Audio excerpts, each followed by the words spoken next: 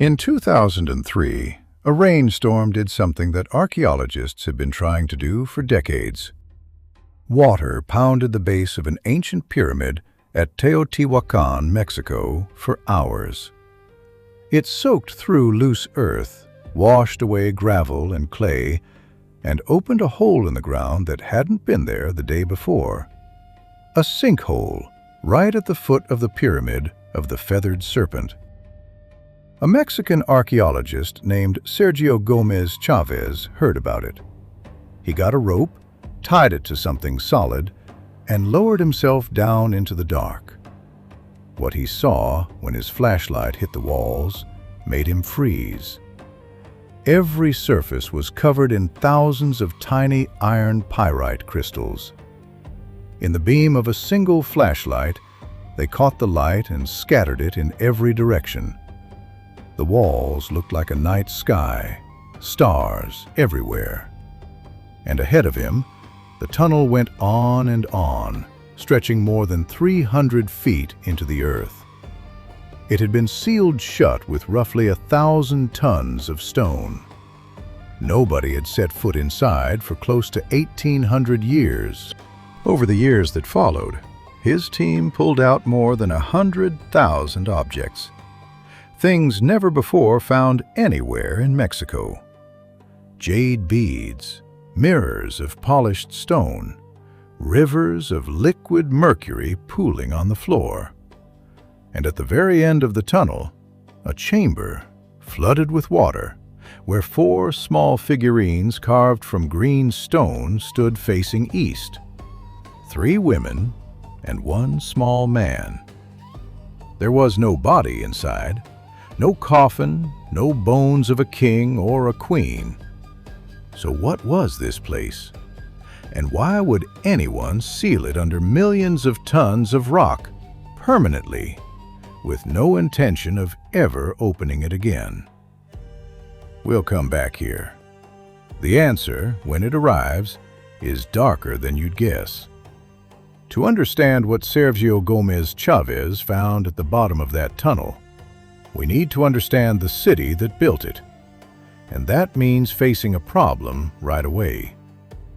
In the 4th and 5th centuries, when Roman power was crumbling and Europe's great cities were shrinking, Teotihuacan held around 200,000 people.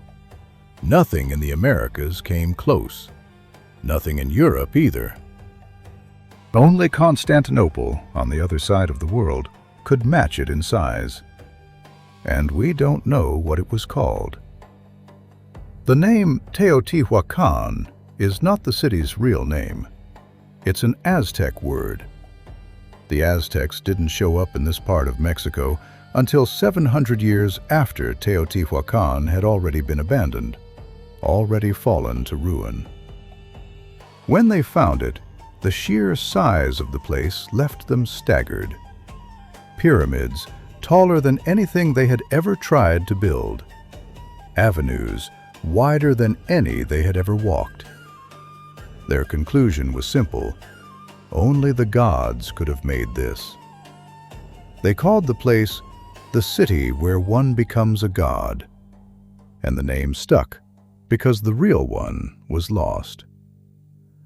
This is the core of what scholars call the Teotihuacan problem.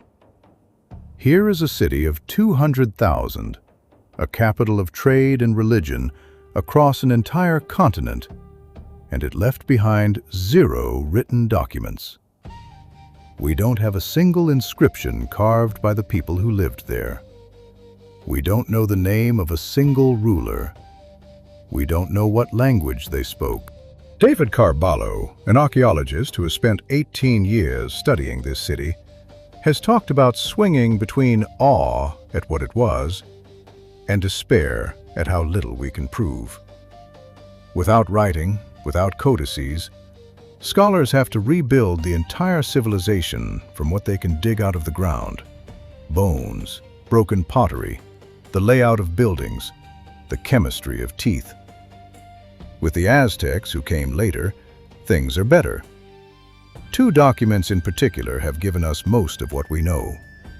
The first is the Codex Boturini, an ancient manuscript from the early 1500s, written not in words, but in pictures. It tells the story of the Aztec migration from a mythical homeland called Aztlan, a 200-year wandering through deserts and mountains, and the sign that told them where to stop: an eagle sitting on a cactus eating a serpent. That sign marked the spot where they founded their capital, Tenochtitlan. The original codex is so fragile and so precious that it is nearly impossible to see it in person. The second is the Florentine Codex, and it's something else entirely. 2,400 pages across 12 books, with more than 2,000 illustrations drawn by indigenous artists under the direction of a Franciscan friar in the 16th century. It sits in Florence, Italy, in a climate-controlled vault, and nobody is allowed to touch it. It is, by most accounts, the most complete record of Aztec life that exists anywhere. What they ate, how they raised children, what their priests said during ceremonies, how their markets ran. But there is a catch. The Florentine Codex was produced after the Spanish conquest, written by people who had just lost their world, and recorded by the people who had taken it. How far you can trust it depends on the question you're asking. Scholars still argue about this. In recent years, a partnership between American and Mexican universities has digitized and cross-referenced all 2,400 pages, making the Florentine Codex available online for the first time. For researchers who didn't read 16th century Nahuatl or Spanish, this cracked open a door that had been shut for centuries. So that's what we're working with. For the Aztecs, we have flawed but rich written sources. For Teotihuacan, we have almost nothing but stone. And yet the stone tells a story that is hard to believe. 3 massive pyramids line what is called the Avenue of the Dead, a road that runs straight through the center of the city. The largest, the Pyramid of the Sun, stands over 200 feet tall. 248 steps from bottom to top. Its base covers an area roughly the size of 2 football fields. Imagine a building 20 stories high, made entirely of earth, volcanic rock, and lime, packed and shaped by hand. Every stone carried on a human back, without a wheel, without metal tools, without horses or oxen to help. But the real surprise is the Pyramid of the Feathered Serpent, the one with the tunnel. From the outside, it looks like a heap of earth and rubble. Inside, it's nothing of the sort. According to archaeologists who have studied its structure, the builders used alternating layers of stone and lime, one on top of the other, with wooden posts forming a skeleton and the gaps filled with volcanic rock. The exterior was finished with high-quality stone panels, and into those panels they carved somewhere between 300 and 400 heads of feathered serpents. 4 different materials, a piece-by-piece construction method that kept the structure standing for nearly 2,000 years. How does a civilization with no writing, no metal, and no wheel build something this precise? That is a question worth sitting with. The answer, or at least part of it, is money, or rather, what served as money. Teotihuacan sat on top of something that the rest of Mesoamerica wanted badly: obsidian, volcanic glass. Specifically, a deposit of a rare golden-green obsidian found at a place called Pachuca and found nowhere else in Mexico. The people of Teotihuacan mined it, shaped it, and traded it across a network that stretched from the Atlantic coast to the Pacific. Obsidian blades were sharper than surgical steel. They cut through skin and muscle with almost no resistance. But they were also brittle, and they chipped and cracked quickly, which meant people always needed new ones. Demand never dropped. Workshops ran across the city. Obsidian was a currency, a tool, a weapon, and a sacred object, all wrapped into one. One detail is still debated. Green obsidian blades matching Teotihuacan's Pachuca source have turned up at archaeological sites in what is now New Mexico and Arizona. Whether those blades got there through pre-Columbian trade routes, or whether they arrived much later with Mexican-born soldiers who accompanied the Spanish in the 1540s, nobody has settled yet. Either way, traces of Teotihuacan's economy have appeared on the soil of the modern United States. So who ran this economy? Who controlled a city of 200,000 with trade routes spanning a continent? For decades, archaeologists assumed there must have been a king.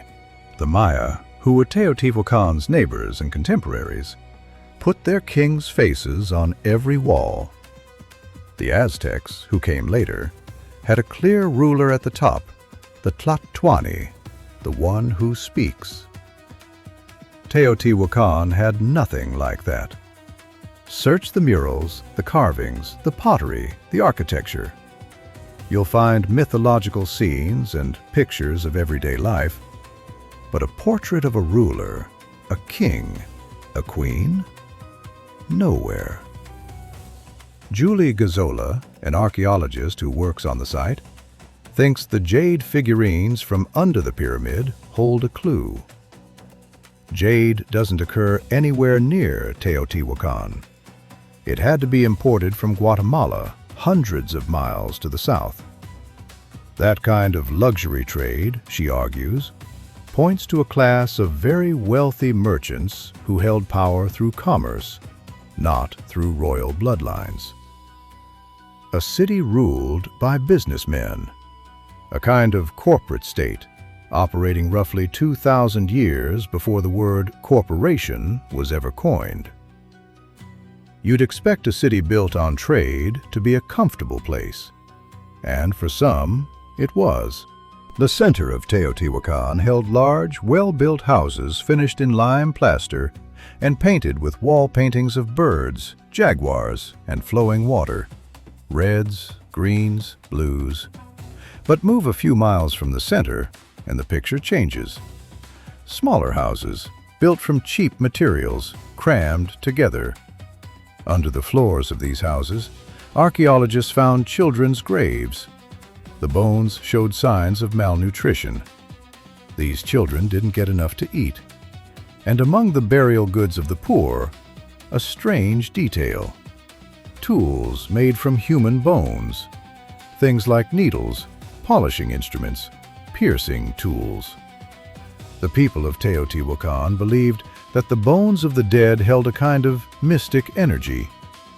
Some scholars think the poor used that energy, turned it into labor, making luxury goods for the wealthy, objects they themselves could never afford.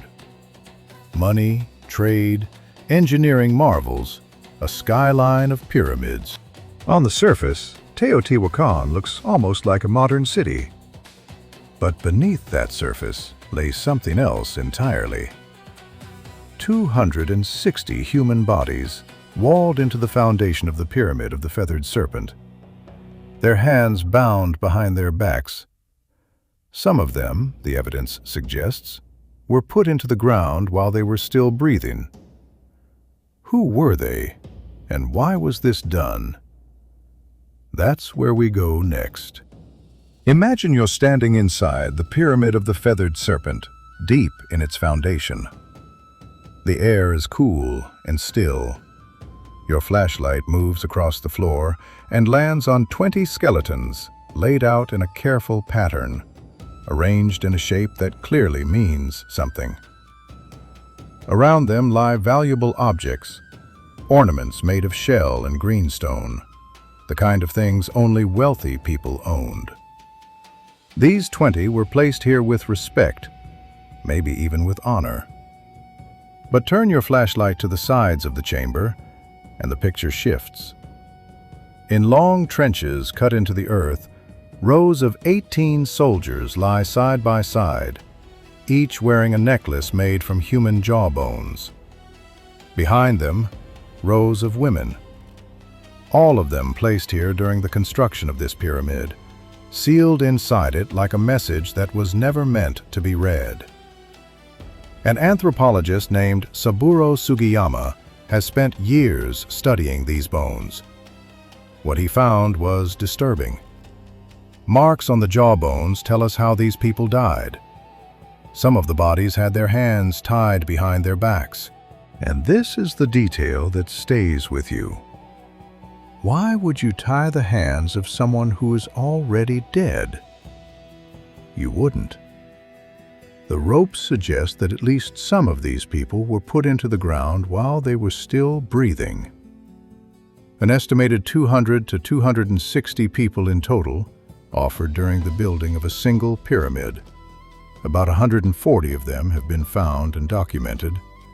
The rest are still in the earth or lost to time. Sugiyama wanted to know where these people came from. Were they locals? Had they lived in Teotihuacan their whole lives? To answer that, his team used a technique from chemistry. The water you drink as a child leaves a chemical trace in the enamel of your teeth, a kind of signature that stays with you forever. By testing that trace, scientists can figure out where a person grew up, what water they drank, and roughly how far they traveled. The results were clear. These weren't local people. The soldiers with jawbone necklaces had grown up 900 miles away in what is now Guatemala. The wealthier individuals came from about 250 miles south, near modern Oaxaca. People from across Mesoamerica, drawn to the city by its wealth and its fame, only to be chosen as offerings precisely because they were outsiders. Which raises a question that is hard to answer comfortably. Why would anyone travel hundreds of miles to a city where they might end up walled into a foundation? Sugiyama's answer is that the city was so extraordinary, so rich, so full of opportunity, that the risk was worth taking. He compared it roughly to a Las Vegas of the ancient world. People came for the spectacle, for the money, for the chance at a better life. The difference is that in Teotihuacan, the stakes were not money. The stakes were your life. Teotihuacan lasted about 900 years, but nothing lasts forever, and this city collapsed. We'll get to why later, because that story has its own twist. But its memory didn't die. 700 years after the city emptied out, 30 miles to the south, a new people stood in front of those ruins and made a decision. They would build something that could match this, something bigger if they could manage it. They were the Aztecs, and the way they built pyramids was entirely different. Picture this. You are standing in the center of modern Mexico City. 21 million people live around you. Cars, buses, concrete, noise. Under your feet, beneath the asphalt, lies an island that doesn't exist anymore, in the middle of a lake that doesn't exist anymore.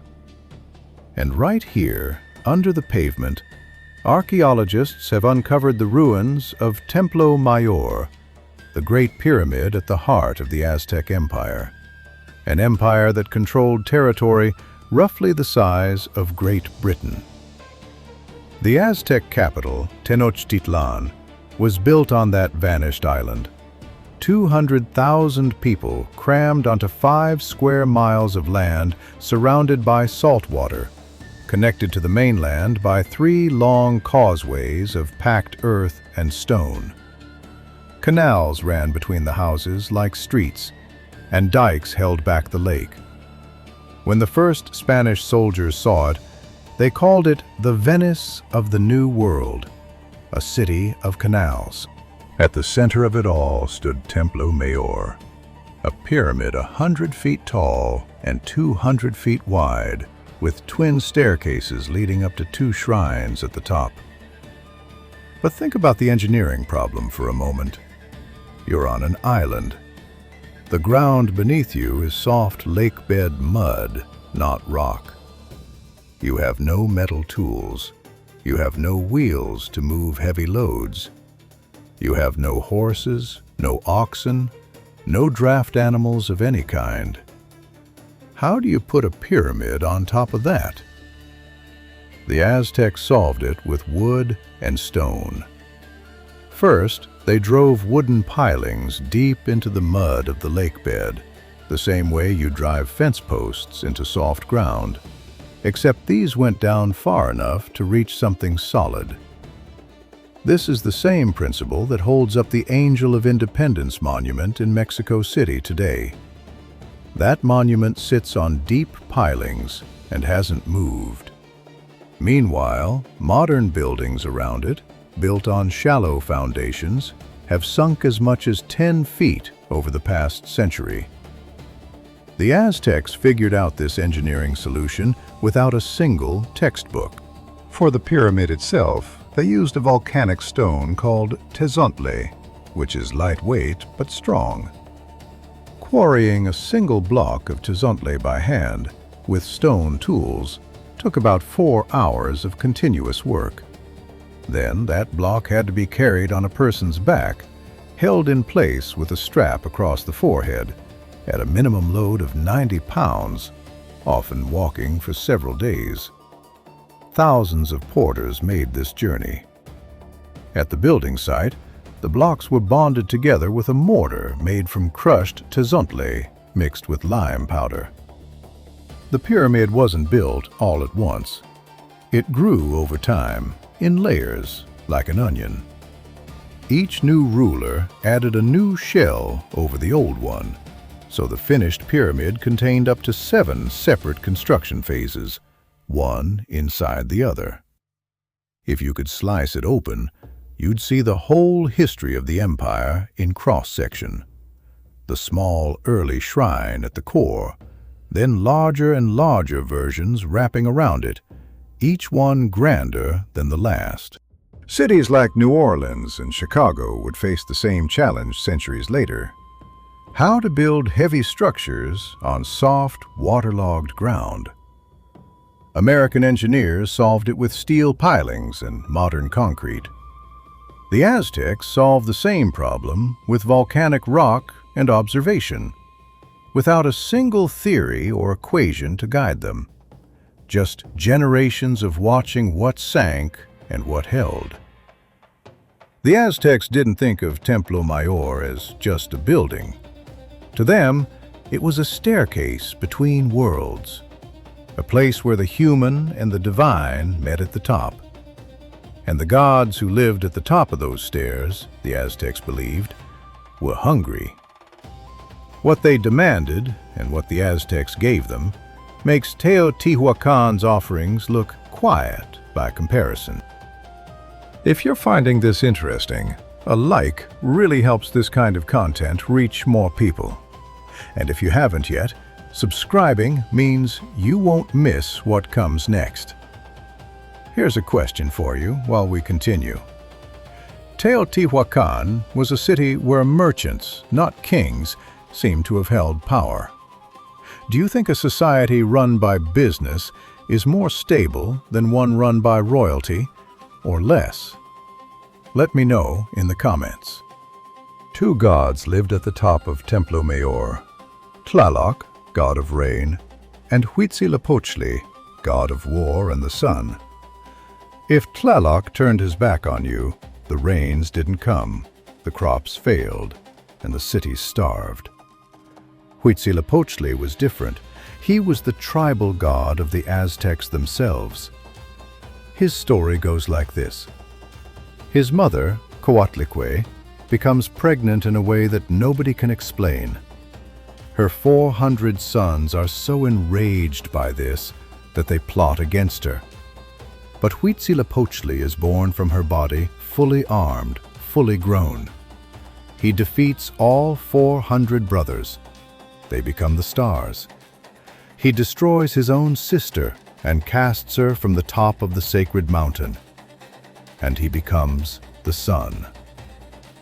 This story did more than entertain.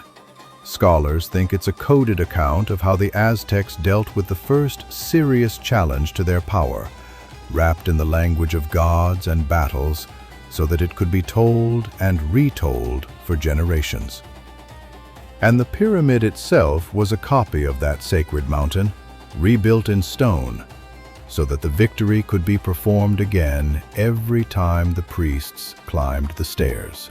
But the myth carried a darker meaning, too. The Aztecs believed they were living in the fifth age of the world. That is, the fifth version of reality that the gods had created. The 4 previous versions had each been destroyed. The fifth would be the last. Sooner or later, this world would also end, and there would be nothing after it. The only way to push back the end, to keep the sun moving across the sky for one more day, was to feed the gods. And the gods accepted only one kind of payment. By some estimates, more than 20,000 people were offered to the gods each year across the Aztec Empire, though scholars fiercely debate the real number. The ritual took place at the top of the pyramid, carried out by 5 priests with an obsidian blade, the same volcanic glass that had built Teotihuacan's economy.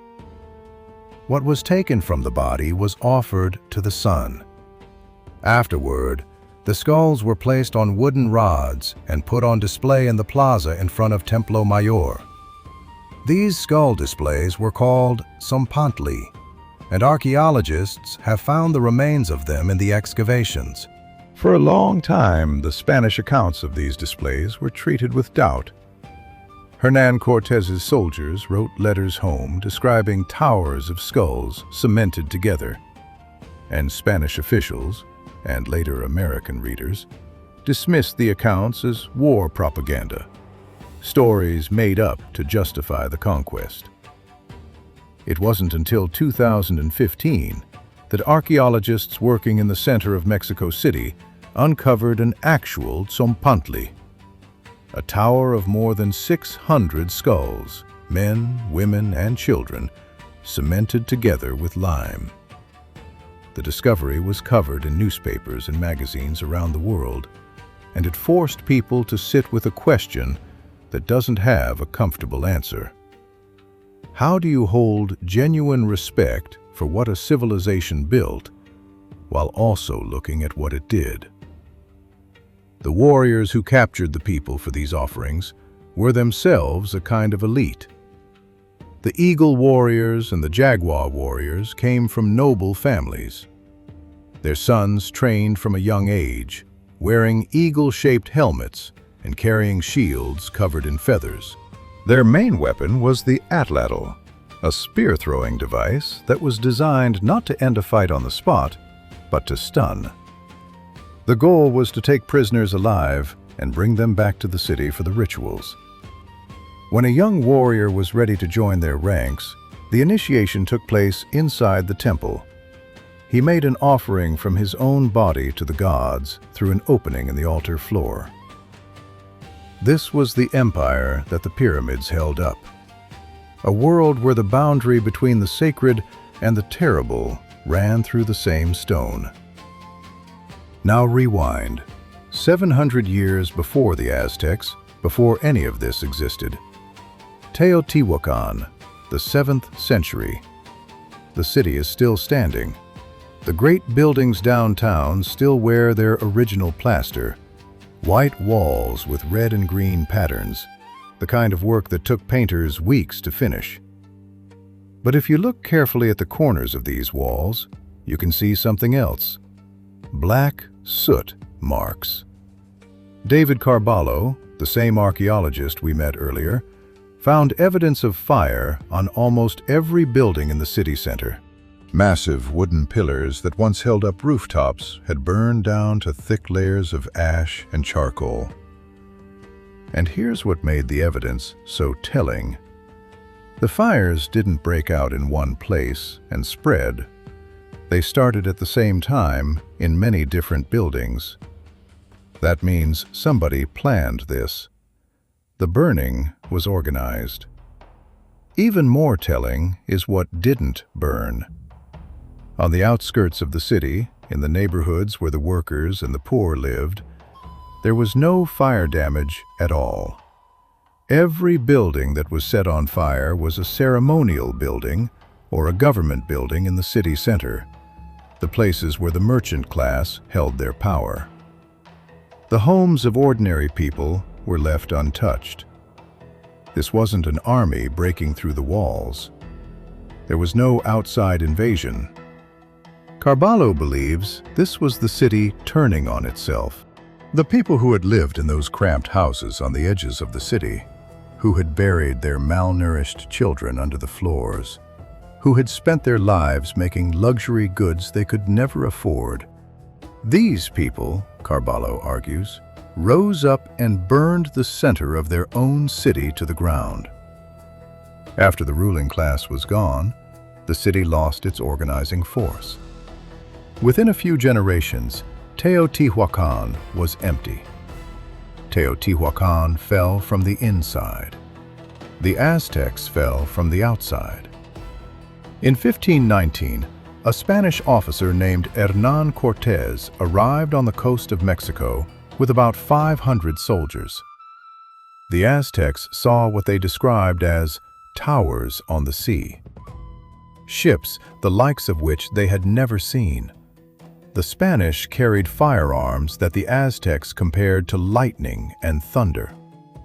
But Cortés didn't conquer the Aztec Empire with 500 men and a few guns. He did it with politics. The Aztec Empire was held together by force, and the peoples who had been conquered by the Aztecs hated their rulers.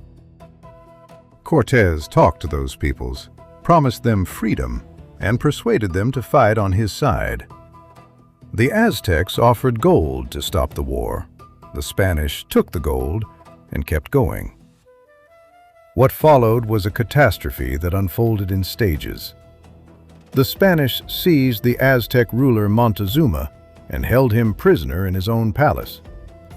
The Aztecs fought back and drove the Spanish out of the city in a night of chaos that the Spanish later called La Noche Triste, the sad night. But Cortés came back with a larger army, reinforced by tens of thousands of soldiers from the conquered tribes, and the second siege of Tenochtitlan was devastating. By some estimates, more than 200,000 people lost their lives by the time it ended. And yet, the weapons that did the most damage were not Spanish. Smallpox, measles, and mumps arrived with the Europeans, and the Aztec population had no resistance to these diseases. The epidemics swept through faster than any army could march. Entire towns were emptied. The population of central Mexico, which by some estimates had reached as high as 25 million before the conquest, collapsed within a few decades. When it was over, the Spanish dismantled the stones of the Aztec pyramids and used them to build Catholic churches on the same foundations in the same places. The cathedral that stands today in the main square of Mexico City sits directly on top of what was once the sacred grounds of Templo Mayor. For many Mexican Americans today, the fall of Tenochtitlan is not a distant event. It is the origin of their identity. The conquest was taught in American schools for generations as a story of European progress, a framing that only began to crack in the late 20th century as Chicano studies programs at universities like UCLA and the University of Texas began to retell the story from the Nahua point of view.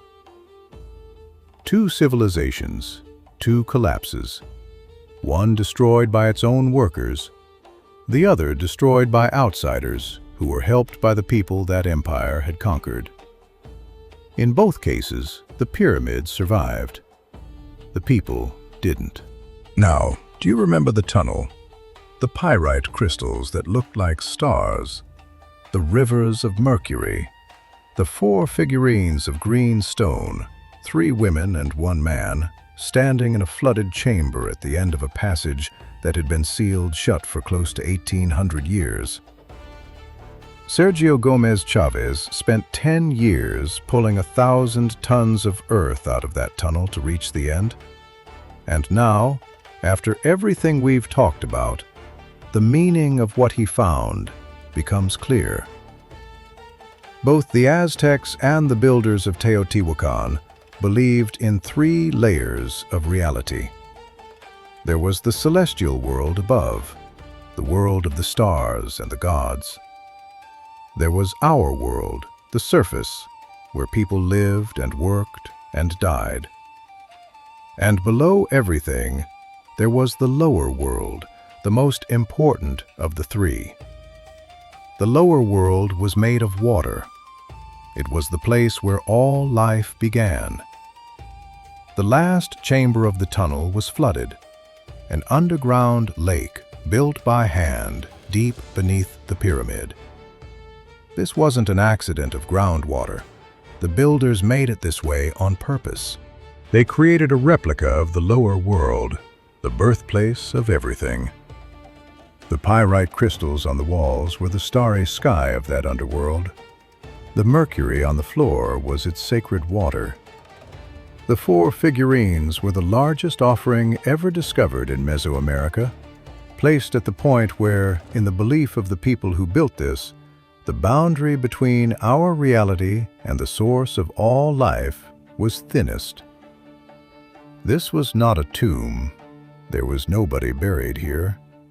It was a gateway, a place where the rulers of Teotihuacan came to touch the origin of their city, to stand at the edge of sacred darkness and say, "This is where we came from, and here is where everything turns over." The rulers who built this place, who carved the stars into the ceiling and poured mercury across the floor, were the same merchant elite who lived in painted houses while children starved a mile away. They were the same people whose power was so complete that outsiders traveled 900 miles for the chance to live in their city, even at the risk of being walled into a pyramid. And those rulers were overthrown. The workers burned the city center. The merchant class was destroyed.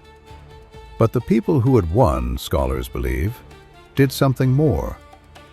They went to the most sacred place their former rulers had ever built, this underground gateway to the origin of everything, and they sealed it shut. 1,000 tons of stone packed into the entrance, permanently.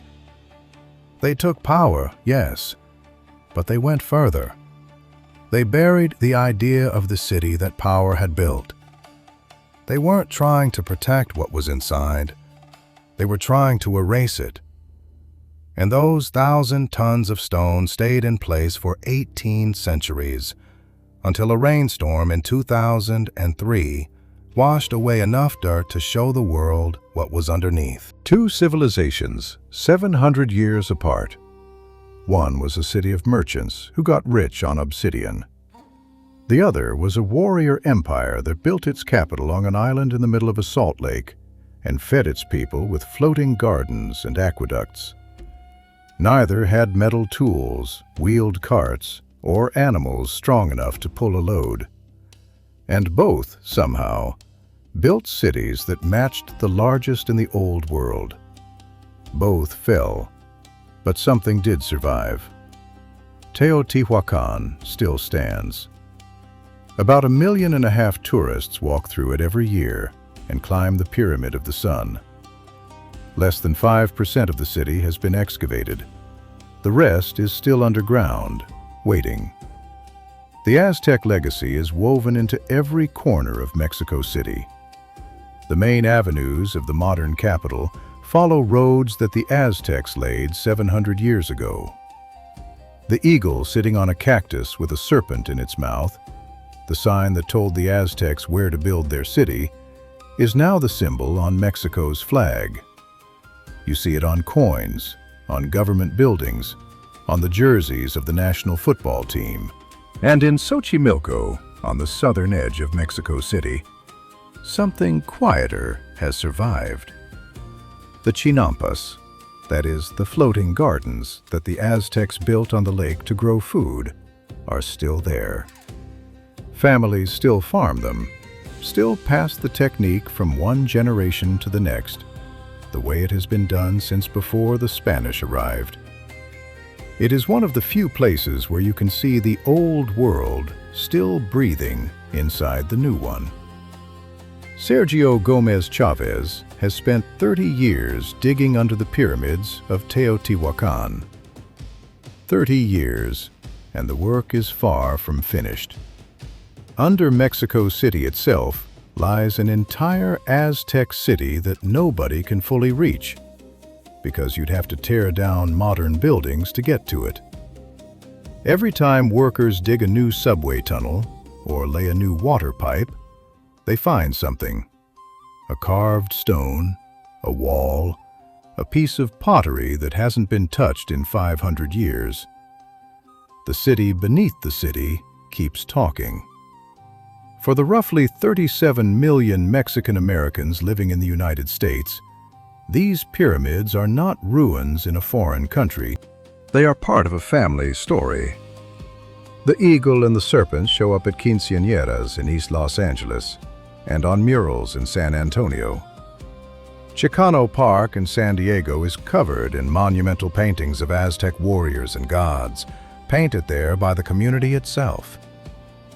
This history crosses borders because the people who carry it crossed borders too. And here is what still has no answer. We know how these people built. We know what they traded. We know how their cities ended. But we still don't know what the people of Teotihuacan called their home.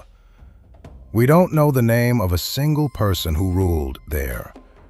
We don't know what language 200,000 people spoke to each other in the streets. The largest city of ancient America is, to this day, anonymous.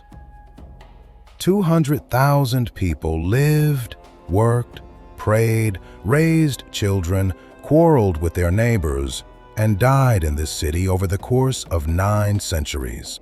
And they left behind 0 words. Everything they wanted to say, they said in stone. The pyramids, the tunnels, the carved serpent heads, the stars made of pyrite on a ceiling deep underground. Maybe that's the real mystery. Not how they built what they built, but why they chose stone as their only voice. It has lasted 2,000 years. So far, it's been enough. Thank you for watching all the way through. If you enjoyed this, a like and a subscribe would mean a lot. It helps more people discover these stories. And one last question. We know how these civilizations built and how they fell, but we still don't know what the people of Teotihuacan called their own city. If you had to give a name to an anonymous civilization that spoke only through stone, what would you call it? I'd love to see your answers in the comments.